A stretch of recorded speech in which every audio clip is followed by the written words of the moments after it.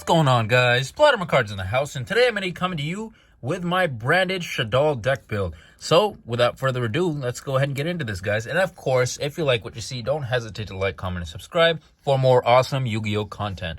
Now, starting this off, I like to play 2 copies of Fallen of Elbaz. Now, Fallen of Elbaz, of course, it's a great card for this deck. It's effective. This card is normal or special summon, except during the damage step. You can discard 1 card, fusion summon 1 fusion monster from your extra deck using materials on either field as fusion material, including this card, but you cannot use other monsters you control as fusion material. You can only use this effective Fallen of Elbaz once per turn. So this is a great card to have overall in this archetype, plus not to mention a lot of the fusions that we're using need Fallen of Elbaz as material. So of course you're going to be running Fallen of Elbaz.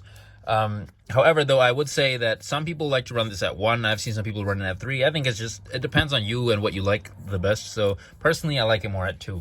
Next, I'm going to be running 3 copies of Alibur, the Jester of Despia. Now, this is a must-have. I'm so thankful for this reprint, otherwise I never would have had the ability to pick this up. If this card is normal or special summon, you can add 1 branded spell or trap from your deck to your hand. If a face-up fusion monster you control is destroyed by battle or leaves the field because of an opponent's card effect while this card is in your graveyard, you can target 1 effect monster your opponent controls, special summon this card, and if you do, negate the targeted monster's effects until the end of this turn. This card is insane and is for sure a 3-of in this deck. Next are my Despia 1-ofs. I like to use 1 copy of Dramaturge of Despia and 1 copy of Despian Tragedy. Now, they're both pretty good. Dramaturge of Despia's effect is if a Fusion, Synchro, Xyz, or Link monster is special summoned except during the damage step, you can target 1 effect monster on the field and negate its effects until the end of the turn. So it's really, really good at negating. Plus, if this card is in your hand or field is used as fusion material and sent to the graveyard or banished, you can special summon this card. So it works really, really well at just being able to recycle itself.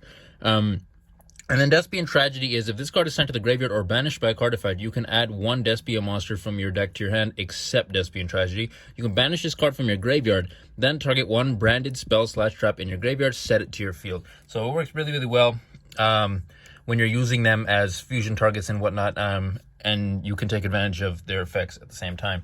So moving forward are the Shaddoll cards. So I like to play 2 copies of Shaddoll Wendy, 2 copies of Shaddoll Squamata. I like to play 1 copy of Shaddoll Hedgehog, 1 copy of Shaddoll Beast. This is a really good card for draw power in general. And 1 copy of Nail Shaddoll. Is it Nail Shaddoll? No, I'm terrible with pronunciations, but Ariel. We're just going to call it Ariel, okay? So all of these cards have various effects, and they work really, really well with each other. And so I would definitely recommend running most of these cards in some capacity. I've seen some builds that don't run Ariel, but most of the time you are going to be running for sure Beast, for sure Squamata, for sure Wendy, and for sure Hedgehog. So if you are interested in running this deck, for sure, I would say those cards are going to be must-haves. Moving forward, I like to play just a mini Dogmatica package. 1 copy of Dogmatica Ecclesia, the Virtuous. 1 copy of Dogmatica Maximus. 1 copy of Dogmatica Fleur de Lis. Hopefully I'm saying that correctly, the Knighted. Plus, obviously, I'm going to be running the spell card that comes with this Nadir Servant. So maybe we can go ahead and look at that as we get into the spell cards. But that is it for the monsters, guys, or at least for the main deck monsters. So moving forward for the spell cards, I like to play 3 copies of Branded Fusion. Now, this is a great card for this deck. Fusion summon 1 fusion monster that mentions Fallen of Elbaz as material from the extra deck using 2 monsters from your hand, deck, or field as fusion material. You cannot special summon monsters from the extra deck except fusion monsters the turn you activate this card. This card is great. Oh my god, it's just, you have the ability to straight summon from your deck, and for sure I would say you need 3 of these. Plus, I would definitely recommend 3 copies of Branded Opening. Now, I don't have the physical copy of this card on me, unfortunately, so that's why I'm using blank sleeves for this. But Branded Opening combined with right here, it has potential for some great combinations of cards. And next for the fusion cards, I like to run 3 copies of Shaddoll Fusion. Now, Shaddoll Fusion works similarly to Branded Fusion, but your opponent has to control a special summon monster. So its effect is fusion summon one Shaddoll Fusion monster from your extra deck using monsters in your hand or field as material. If your opponent controls a monster that was special summoned from the extra deck, you can also use monsters in your deck as fusion material. So works really, really well, and it works especially well if you're going second, or if maybe your opponent has an effect that lets them summon something during your turn and you're going first. On top of that, I like to play 2 copies of El Shaddoll Fusion.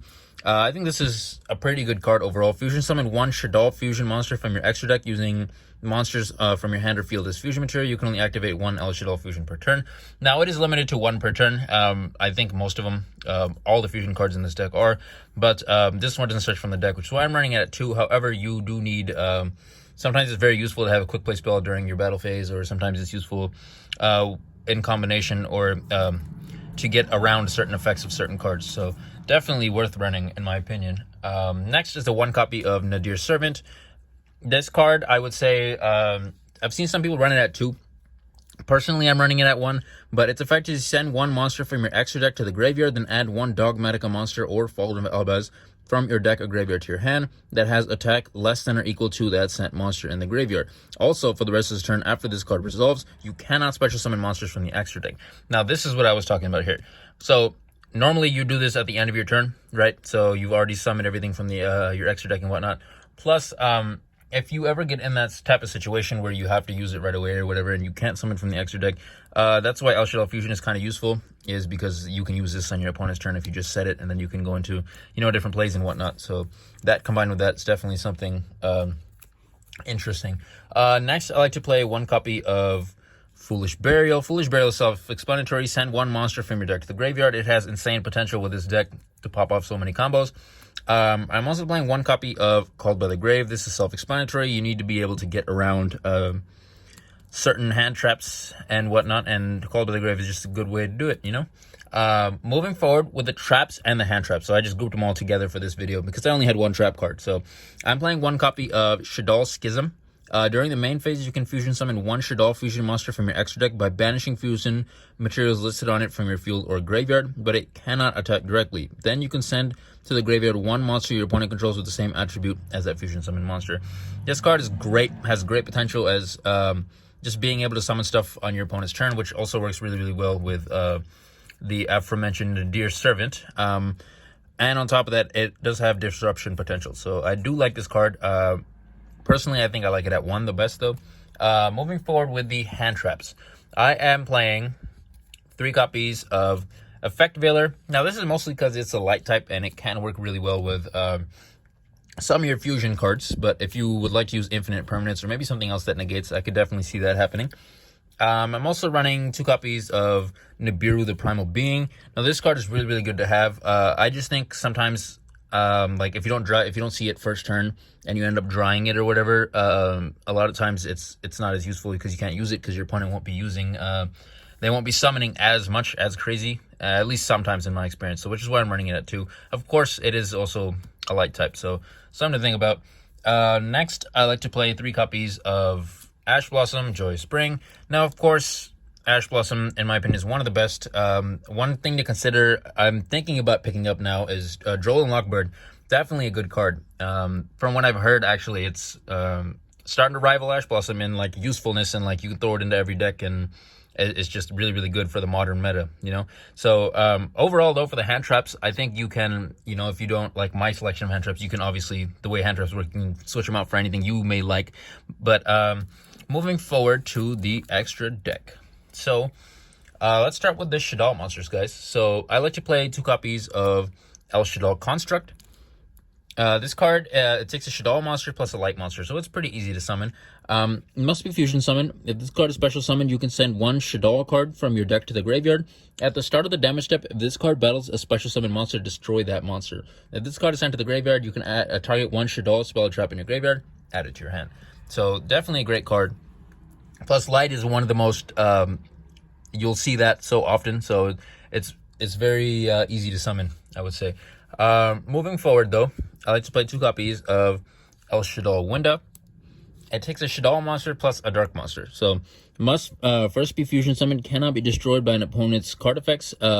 Each player can only special summon monsters once that turn. Well, this card is face up on the field. If this card is sent to the graveyard, target one Shaddoll spell or trap in your graveyard, add it to your hand. Now, you guys already know about this card. This is what everyone's hyping up to stop like splites and whatnot. So I definitely recommend picking this up. This at 2 does have potential to shut your opponent down. You kind of got to be careful with this because it'll only special summon once as well. So just got to be a little careful. Next are my one-ofs. I like to play 1 copy of El Shaddoll Shekanaga and 1 copy of El Shaddoll. I don't know how to pronounce that thing, but this thing is pretty good as well. And then lastly, 1 copy of Elder Entity Natis. Moving forward, though, we're going to be taking a look at the extra deck for the Fallen of Elbaz stuff. So I like to play 2 copies of Lubellion the Searing Dragon. Now, again, I'm running 2 of this on purpose because dark is another thing that's so prevalent, you know. So it takes a dark monster plus Fallen of Elbaz. This card is fusion summon. You can discard 1 card. Fusion summon 1 level 8 or lower fusion monster from your extra deck, except Lubellion the Searing Dragon. You are shuffling fusion materials mentioned on it into the deck from your monsters on the field and graveyard and or face-up banished cards. For the rest of this turn, this card cannot attack. You cannot special summon monsters from the extra deck except fusion monsters. So this card is great. Plus, it has potential to recycle a lot of your cards, really. Some of the cards in this are 1-ofs and 2-ofs, you know. So definitely worth using in this deck, I would say. Next, I like to run 2 copies of Albion the Branded Dragon. Albion's a dope card. Fallen of Elbaz plus 1 light monster. If this card is fusion summoned, you can fusion summon 1 level 8 or lower fusion monster from your extra deck, except Albion the Branded Dragon, but banishing fusion materials mentioned on it from your hand, field, and or graveyard. During the end phase, if this card is sent to the graveyard because it was sent there this turn, you can add to your hand or set 1 branded spell or trap directly from your deck. You can only use each effect of this card once per turn. Next, I like to play 1 copy of Mirror Jade. I'm only running this at 1. But its effect is you can only control 1 Mirror Jade per turn. Quick effect, you can send once per turn. Quick effect, you can send 1 fusion monster from your extra to the graveyard that mentions Fallen of Elbaz as material. Banish 1 monster on the field. Also, this card cannot use this effect the next turn. If this fusion summon card and its owner's control leaves the field because of an opponent's card, destroy all monsters on the field. It works really, really good as like a Raigeki. Plus, you can get rid of certain opponent's monsters. Next, I like to play 1 copy of Masquerade. You guys know what Masquerade does. If I had a second one, I would be playing 2, so that's why I have a sleeve here. So 2 copies of Masquerade the Blazing Dragon is probably the best way to go. It just takes a Despia plus 1 light or dark monster. While you control this fusion summon card, your opponent must pay 600 life points to activate card effects. This card by itself, if you manage to get 2 of these out, you have potential to just shut down everything your opponent does, and they can lose insane amounts of life points. And then lastly, I like to play 1 copy of Despian Quiritus. Now, that thing is on the way. It's literally on the way right now. So, next time I do a profile with any type of Despia stuff, it'll be there. So, for sure. But that thing is on the way right now. But I would recommend you run that as 1 as well. But overall, guys, I think this is a pretty sturdy deck. I really like how Branded Fusion and Shaddoll Fusion have similar themes to where you can fusion summon from the deck. And that's mainly why I put them together. But not to mention, once a lot of these cards hit the grave, they have so many good effects and whatnot. So it's definitely worth trying out, and I think it's definitely fun to play, and it's definitely competitive. It's not like I've played a lot of different versions of branded Shaddolls, I would say, and there's a lot of different versions, and the way this deck works is a little bit of flexibility. So if you see something that maybe you like, it's definitely something you can throw in there, and try it out. And there's definitely a lot of flexibility, I would say, with this archetype, just because it's insane. There's so much potential for it. But anyways, guys, this is Plotter McCards signing out for the day. If you like what you saw, don't hesitate to like, comment, and subscribe. And oh my goodness, look at the time. It's time to do